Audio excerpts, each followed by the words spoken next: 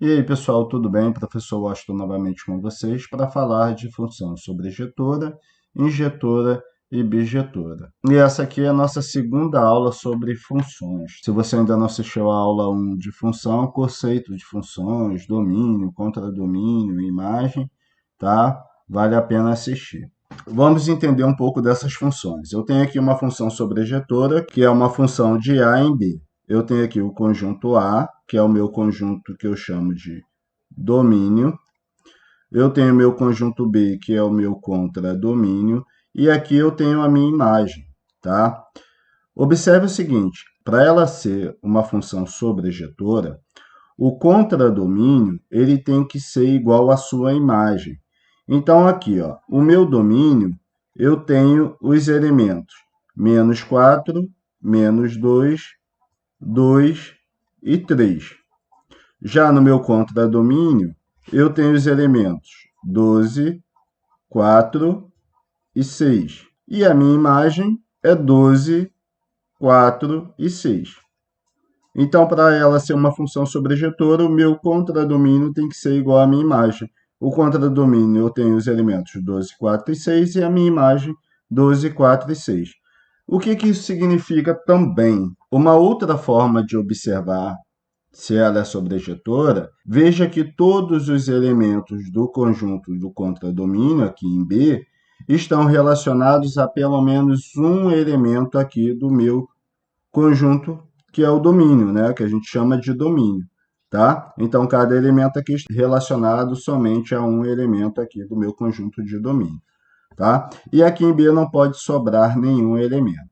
Agora, quando eu tenho uma função injetora, observe o seguinte, a condição é x ele tem que ser diferente de y, tá?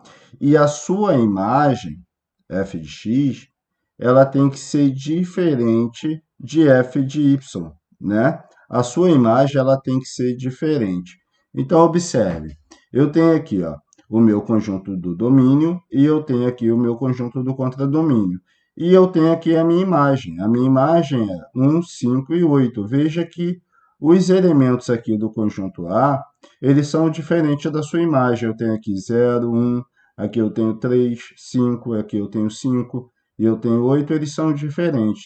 E eu tenho cada elemento do meu conjunto A só indo somente uma seta para cada elemento aqui do meu conjunto contradomínio, formando essa imagem, 1, 5 e 8. E aqui no meu conjunto B está sobrando um elemento, tá? Porque neste caso aqui ela seria sobrejetora. Ela não é sobrejetora porque ela está sobrando aqui um elemento, e isso não pode acontecer. Veja que aqui em sobrejetora, nesse conjunto B, não sobrou nenhum elemento, por isso ela é injetora, tá? Agora vamos ver aqui a função bijetora. Quando eu tenho uma função bijetora, é quando ela é sobrejetora e injetora ao mesmo tempo. Depois a gente vai fazer um exercício para a gente observar isso, tá?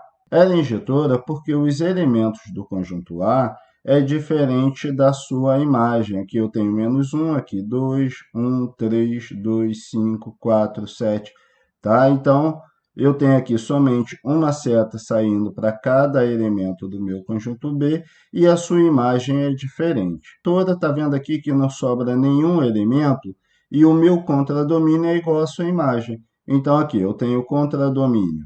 O contradomínio eu tenho 2, 3, 5 e 7. E a sua imagem? Ela é igual ao contradomínio. Eu também tenho os elementos 2, 3, 5 e 7. Tá? Então, o contradomínio é igual à sua imagem. Por isso, ela é injetora e sobrejetora. Tudo bem, pessoal? Vamos fazer aqui um exercício para a gente perceber aqui. Defina a função abaixo e classifica em injetora, sobrejetora ou bijetora. E a gente vai observar isso aqui. Então, eu tenho aqui um conjunto, tá? Eu tenho o conjunto A e o conjunto B. Eu tenho aqui uma função de A em B. Eu tenho aqui o meu conjunto de domínio e aqui o meu conjunto do contradomínio. Veja que essa função aqui é injetora. Eu só tenho aqui uma seta saindo do conjunto de domínio para o contradomínio. Veja que a sua imagem ela é diferente. Eu tenho menos 1, menos 4, 0, 0, 1, 4, 2 e 8. Então, isso aqui eu tenho uma função que eu chamo de uma função injetora, tá? Mas essa função também ela é sobrejetora. Por que ela é sobrejetora?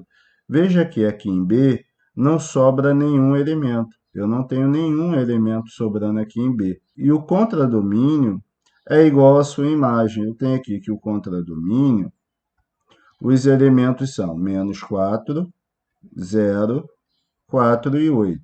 E a sua imagem é -4, 0, 4 e 8. Então, para ela ser sobrejetora, o contradomínio tem que ser igual à sua imagem, e isso acontece aqui. E não sobra nenhum elemento aqui em B. Então, ela também é sobrejetora. E a gente sabe que quando uma função ela é injetora e sobrejetora ao mesmo tempo, então ela é uma função bijetora. Se ela é injetora e sobrejetora ao mesmo tempo, então ela é bijetora. Tudo bem, pessoal? Espero que vocês tenham entendido o conteúdo. Qualquer dúvida pode deixar o comentário aqui no canal. Se ainda não se inscreveu, se inscreva, deixa o seu like e até a próxima aula. Abraço para vocês.